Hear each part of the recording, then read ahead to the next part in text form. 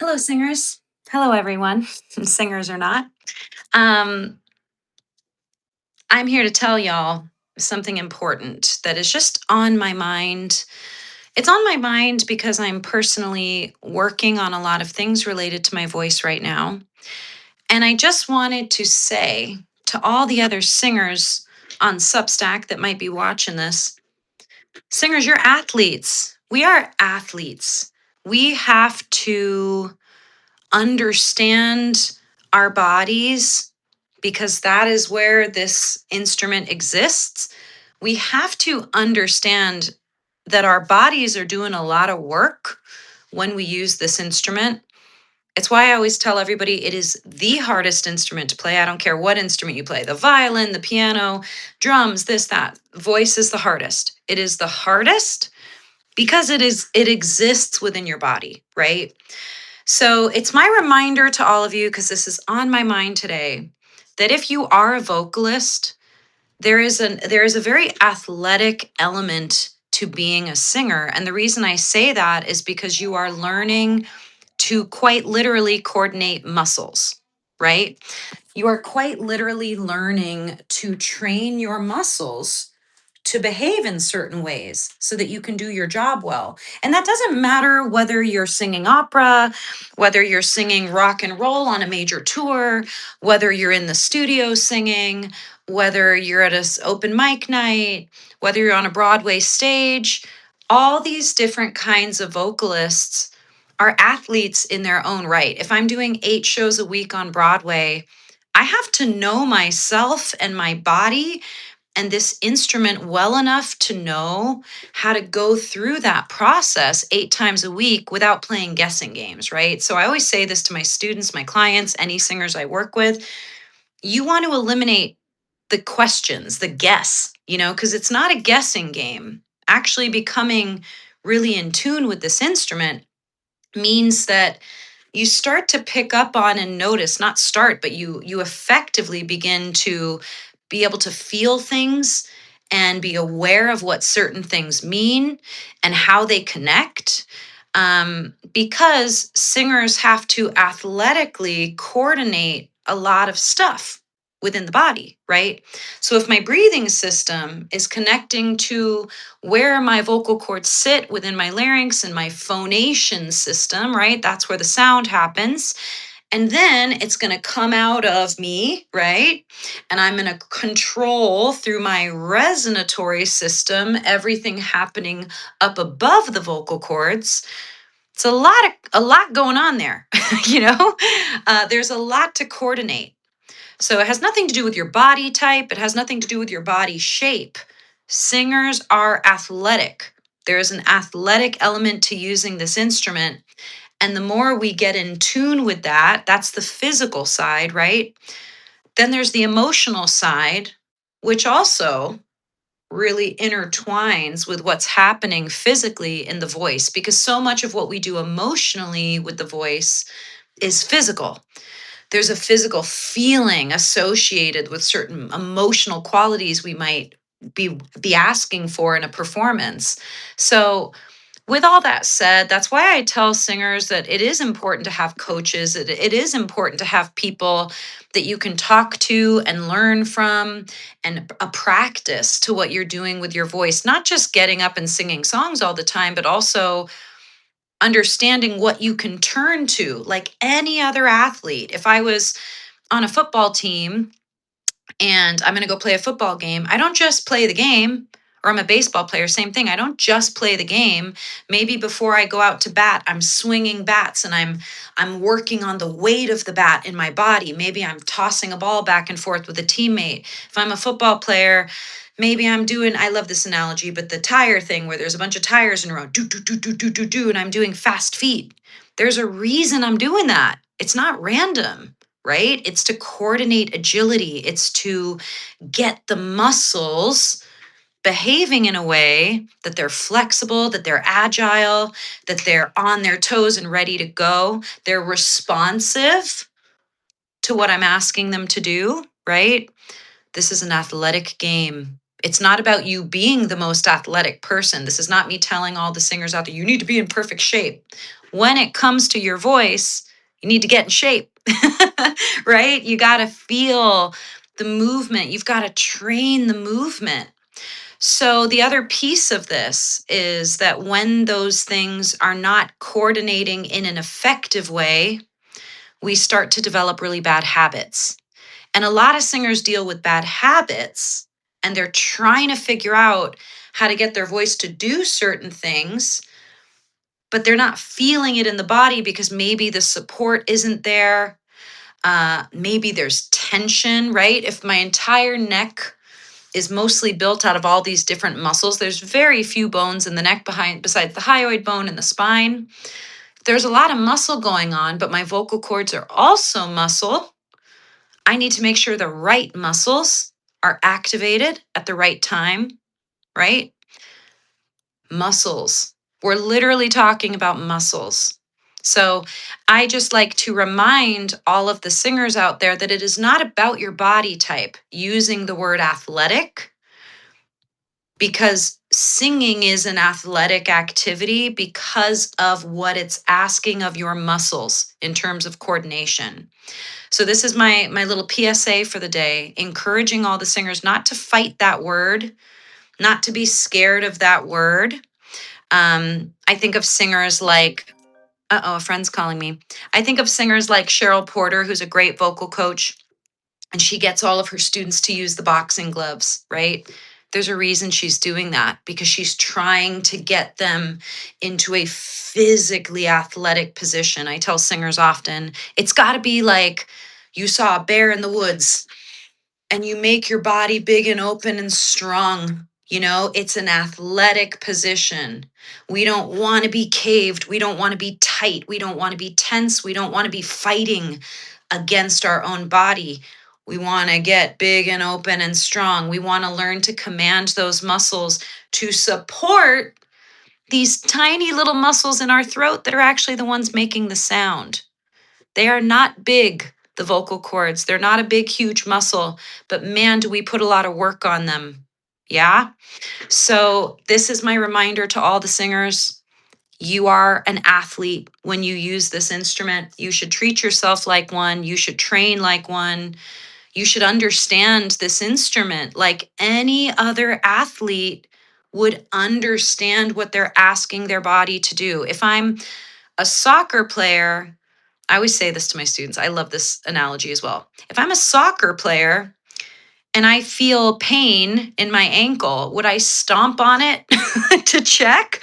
Right? Like, would I just stomp on it to check? Oh, does that really hurt? Boom, boom, boom. But singers do that to their voices all the time. They test their voice, they try to see if they can get it to do what they want it to do without actually digging deeper to understand the why and the how, right?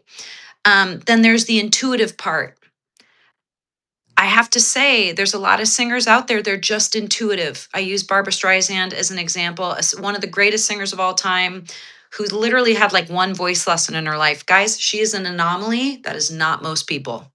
That is not most people. Okay. So she just intuitively, for whatever reason, really understands this instrument physically within her own body. She's been able to be that kind of singer that conducted this voice in a really natural way.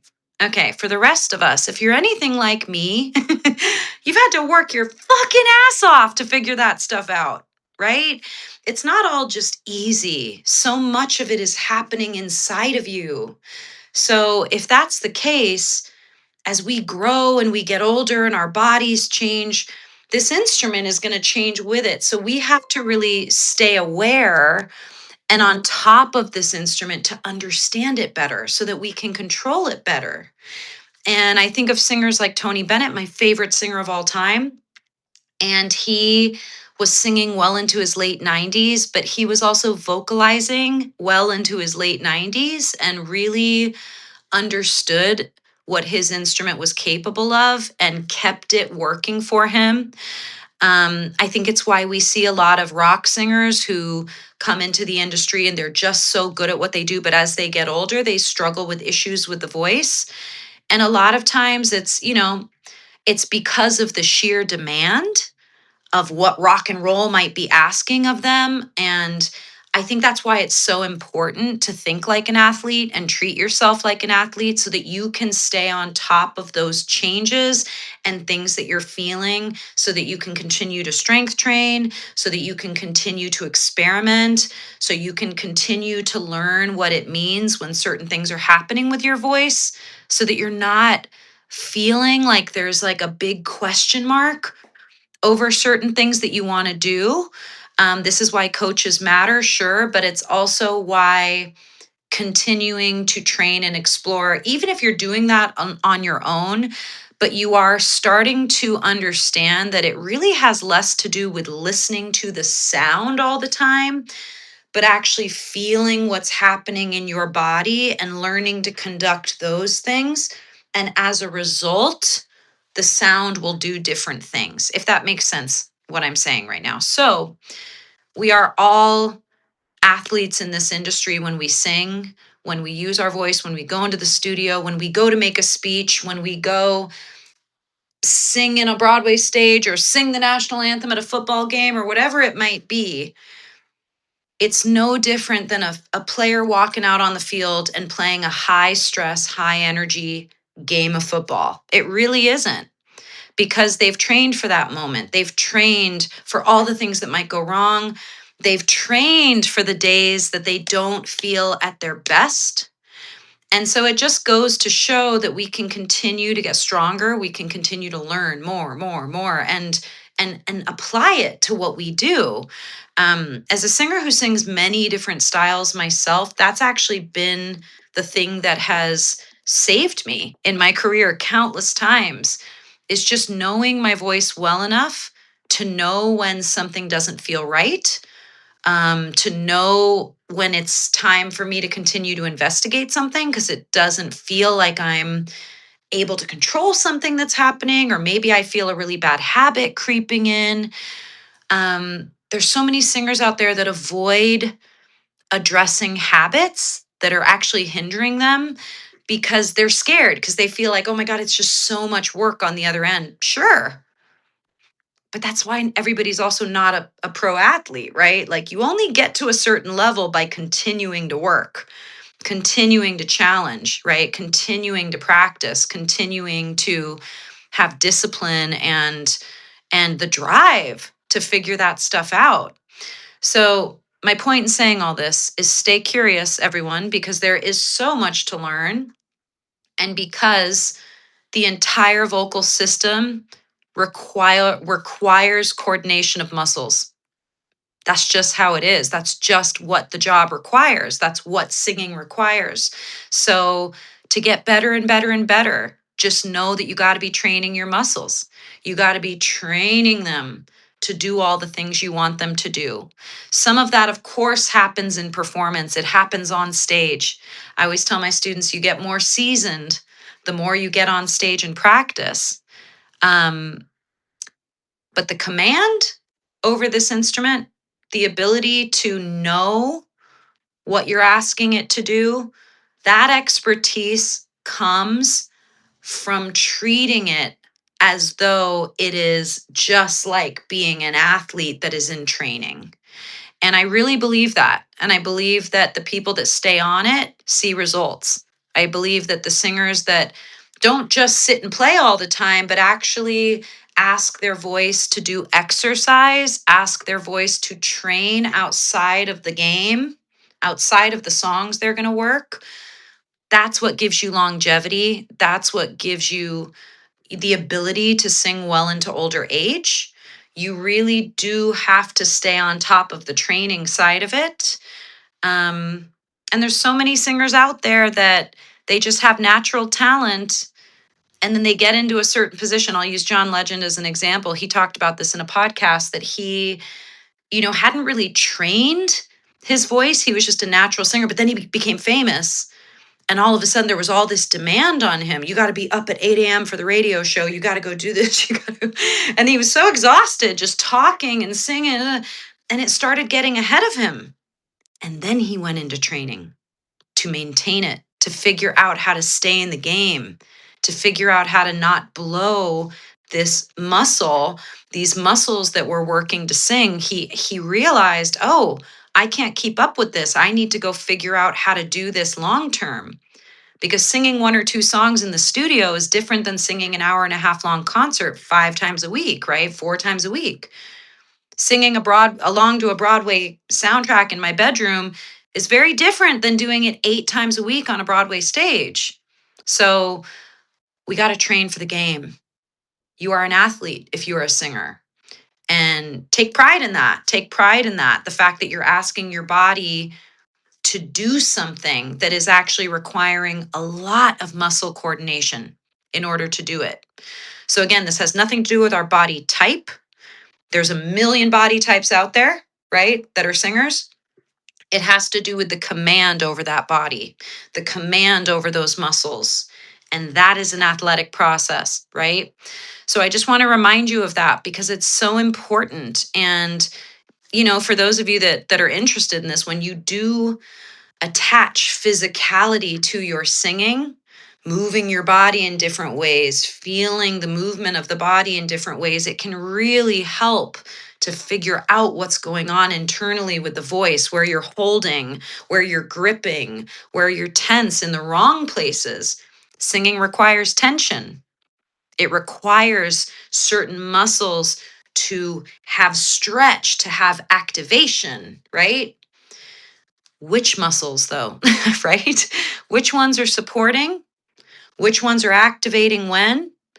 There's a lot going on, right?